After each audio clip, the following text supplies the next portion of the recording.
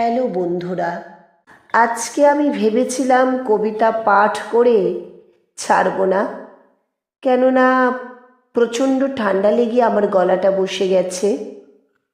কিন্তু মনটা আমার খুবই অস্থির হচ্ছে, তাই একটি ছোট্ট কবিতা আমি নির্বাচন করেছি। কবি অন্নদাশঙ্কর রায়ের কবিতা শিশুর প্রার্থনা। এই সময়ের জন্য এই কবিতাটি খুবই প্রাসঙ্গিক। জগৎ জুড়ে ভয়ের মেলা, ভয় লাগে যে সারা বেলা। কেমন করে করব খেলা, ভয় ভেঙে দাও প্রভু। ভয় ভেঙে দাও সকল লোকের, সকল রোগের, সকল শোকের, সকল রকম ভয়ানকের।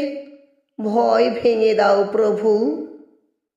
আমার খেলাঘর এ ধরা, আমার আপন জনে ভরা। পরকে চাই আপন করা, ভয় ভেঙে দাও প্রভু। খেলবো আমি আপন মনে সারা দিবস অকারণে, তুমি থেকো সঙ্গোপনে। ভয় ভেঙে দাও, ভয় ভেঙে দাও, ভয় ভেঙে দাও প্রভু।